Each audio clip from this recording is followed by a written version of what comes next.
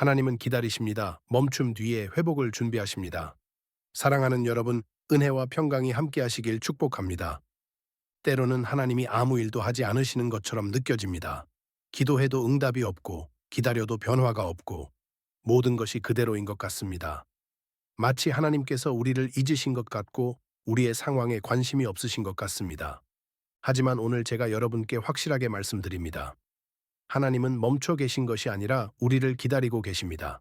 아직 우리의 믿음이 준비되지 않았을 뿐 하나님은 회복의 때를 위해 조용히 일하고 계십니다. 보이지 않는 곳에서, 들리지 않는 방식으로 하나님은 여러분의 회복을 준비하고 계십니다. 여러분이 감당할 수 있도록, 여러분이 받을 준비가 되도록 하나님은 완벽한 타이밍을 기다리고 계십니다. 오늘 저는 하나님께서 어떻게 우리를 기다리시며 멈춤 뒤에 어떤 회복을 준비하고 계신지 여러분과 함께 나누고자 합니다. 이 진리를 깨달으실 때 여러분은 기다림의 시간을 새로운 눈으로 바라보게 될 것입니다. 첫 번째 진리, 하나님은 우리를 기다리시는 분입니다. 이사야 30장 18절 말씀입니다.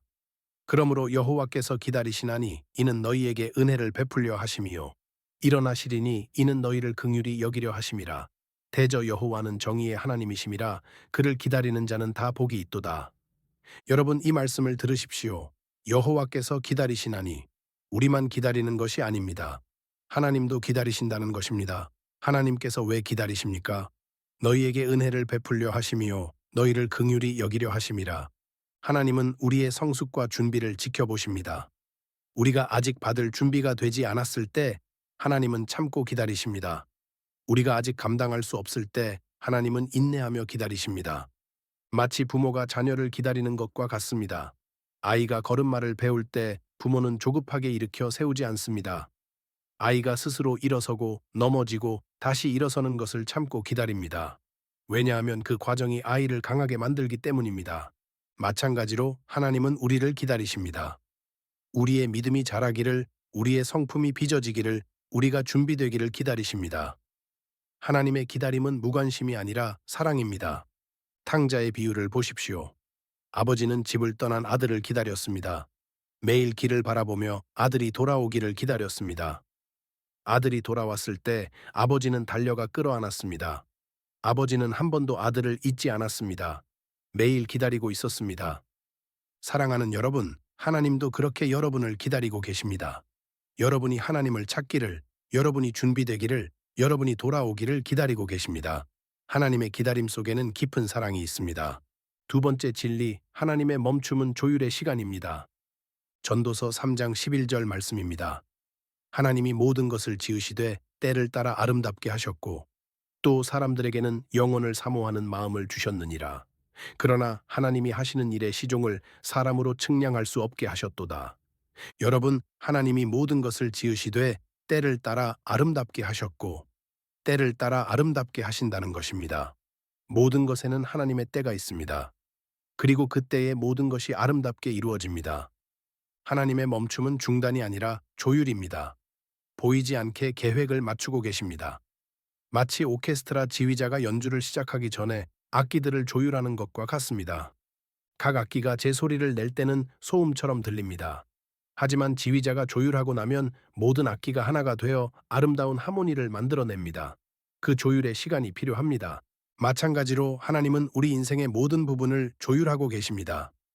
우리의 준비, 상황의 준비, 다른 사람들의 준비, 모든 것이 완벽하게 맞아떨어지도록 조율하고 계십니다. 에스더를 보십시오. 에스더가 왕후가 된 것도, 모르드게가 문에 앉아 있던 것도, 하만이 교만해진 것도 모든 것이 하나님의 계획 안에서 완벽하게 조율되었습니다. 네가 왕후의 자리를 얻은 것이 이 때를 위함이 아닌지 누가 알겠느냐. 모든 것이 그 때를 위해 준비되고 있었습니다. 룻을 보십시오. 룻이 모압에서 베들레헴으로 온 것, 보아스의 밭에서 이삭을 줍게 된 것, 보아스가 마침 그날 밭에 온 것, 모든 것이 하나님의 완벽한 조율이었습니다. 그리고 그 끝에 룻은 보아스와 결혼하여 다윗 왕의 증조할머니가 되었습니다. 사랑하는 여러분, 지금 아무 일도 일어나지 않는 것처럼 보여도 하나님은 모든 것을 조율하고 계십니다. 여러분의 회복을 위해, 여러분의 축복을 위해 모든 조각들을 완벽하게 맞추고 계십니다. 세 번째 진리, 하나님의 때가 반드시 옵니다. 하박국 2장 3절 말씀입니다. 이 묵시는 정한 때가 있나니 그 종말을 향하여 급히 가나니 결코 거짓되지 아니하리라. 비록 더딜지라도 기다리라. 지체되지 아니하고 반드시 응하리라. 여러분, 이 묵시는 정한 때가 있나니 정한 때가 있다는 것입니다. 하나님께서 정하신 때가 있습니다.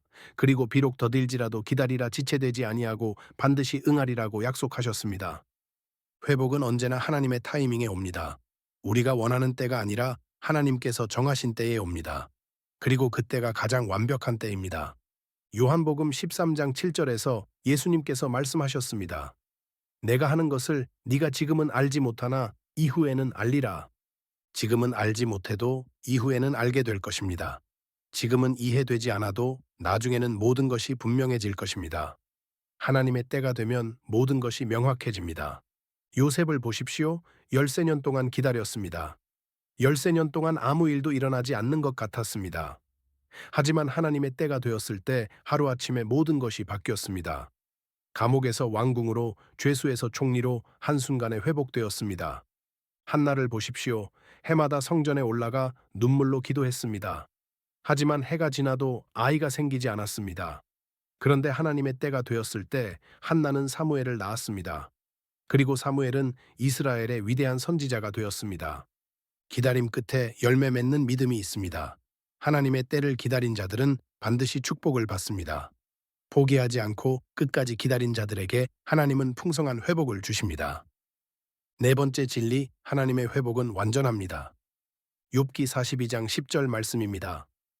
욥이 그의 친구들을 위하여 기도할 때 여호와께서 욥의 공영을 돌이키시고 여호와께서 욥에게 이전 모든 소유보다 갑절이나 주신지라. 여러분, 욥을 보십시오. 모든 것을 잃었습니다. 재산도, 자녀도, 건강도 모두 잃었습니다. 그리고 긴 시간 동안 고통받았습니다. 왜 이런 일이 일어났는지 이해할 수 없었습니다. 하지만 하나님의 때가 되었을 때 하나님은 욥을 회복시키셨습니다. 그것도 이전보다 갑절로 회복시키셨습니다. 하나님의 회복은 원상복구가 아닙니다. 하나님의 회복은 더 큰 축복입니다. 베드로를 보십시오. 예수님을 3번 부인한 후 베드로는 완전히 무너졌습니다. 자신의 믿음도 사명도 모두 잃어버린 것 같았습니다. 다시 업으로 돌아갔습니다. 하지만 부활하신 예수님께서 베드로를 찾아오셨습니다. 그리고 베드로를 회복시키셨습니다. 내 양을 먹이라. 3번 넘어진 베드로를 3번 일으켜 세우셨습니다. 그리고 베드로는 초대교회의 기둥이 되었습니다. 사랑하는 여러분, 하나님의 회복을 기대하십시오. 하나님께서 회복하실 때는 완전하게 회복시키십니다. 잃어버린 것보다 더 많이 주십니다. 무너진 것보다 더 견고하게 세우십니다. 5번째 진리, 기다림 속에서 우리의 믿음이 성숙합니다. 사랑하는 여러분, 하나님께서 우리를 기다리게 하시는 또 다른 이유가 있습니다. 그것은 기다림을 통해 우리의 믿음이 성숙하게 하기 위함입니다. 즉각적인 응답은 즉각적인 기쁨을 주지만 기다림은 깊은 성숙을 줍니다. 쉽게 얻은 것은 쉽게 잃어버리지만 기다려서 얻은 것은 소중히 여기게 됩니다. 야고보서 1장 2절부터 4절에서 이렇게 말합니다. 내 형제들아, 너희가 여러 가지 시험을 당하거든 온전히 기쁘게 여기라. 이는 너희 믿음의 시련이 인내를 만들어내는 줄 너희가 알미라. 인내를 온전히 이루라. 이는 너희로 온전하고 구비하여 조금도 부족함이 없게 하려 함이라. 시련과 기다림이 인내를 만들어냅니다. 그리고 그 인내가 우리를 온전하게 만듭니다. 하나님은 우리에게 축복만 주시는 것이 아니라 그 축복을 감당할 수 있는 성숙함도 주십니다. 사랑하는 여러분, 오늘 우리는 하나님께서 어떻게 우리를 기다리시며 회복을 준비하시는지 함께 나누었습니다. 첫째, 하나님은 우리를 기다리시는 분입니다. 둘째, 하나님의 멈춤은 조율의 시간입니다. 셋째, 하나님의 때가 반드시 옵니다. 넷째, 하나님의 회복은 완전합니다. 다섯째, 기다림 속에서 우리의 믿음이 성숙합니다. 지금 아무 일도 일어나지 않아도 하나님은 당신의 회복을 준비하고 계십니다. 보이지 않는 곳에서 완벽한 계획을 세우고 계십니다. 여러분이 받을 준비가 될 때까지, 여러분이 감당할 수 있을 때까지 기다리고 계십니다. 그러니 조급해하지 마십시오. 하나님의 기다림은 곧 사랑입니다. 하나님께서 여러분을 기다리신다는 것은 하나님께서 여러분에게 더 큰 것을 주시기 위해 준비하고 계시다는 뜻입니다. 멈춤의 시간 뒤에는 반드시 하나님의 때가 옵니다. 그리고 그때 여러분은 완전한 회복을 경험하게 될 것입니다. 잃어버린 것보다 더 많이 회복될 것입니다. 무너진 것보다 더 견고하게 세워질 것입니다. 하나님께서 여러분의 모든 기다림을 축복으로 바꾸어 주시길 축복합니다. 멈춤의 시간이 회복의 시간으로 이어지시길 축복합니다. 하나님의 완벽한 타이밍의 풍성한 회복을 경험하시길 축복합니다. 그리고 머지않아 여러분이 고백하게 되시길 축복합니다. 하나님께서 나를 기다리게 하신 그 시간이 가장 큰 축복이었구나. 그 기다림이 나를 준비시켰고 하나님은 완벽한 때에 나를 회복시켜 주셨구나. 하나님께서 여러분과 늘 함께 하시며 여러분의 회복을 위해 지금도 일하고 계십니다. 기다리십시오. 소망을 잃지 마십시오. 하나님의 때가 반드시 옵니다. 지금 이 순간에도 회복을 기다리며 힘들어하고 계신 분들이 계십니까? 무엇을 회복받기 원하시는지 댓글로 나눠주십시오. 제가 여러분과 함께 기도하겠습니다. 그리고 과거의 긴 기다림 끝에 하나님의 완전한 회복을 경험하셨던 분들도 간증을 나눠주십시오. 여러분의 경험이 지금 회복을 기다리고 있는 누군가에게 큰 소망이 될 것입니다. 오늘 나눈 진리 중에서 여러분에게 가장 소망이 되는 말씀이 무엇인지도 함께 나눠주십시오. 우리가 서로의 믿음을 격려하고 함께 하나님의 회복을 기다리는 아름다운 공동체가 되길 소망합니다.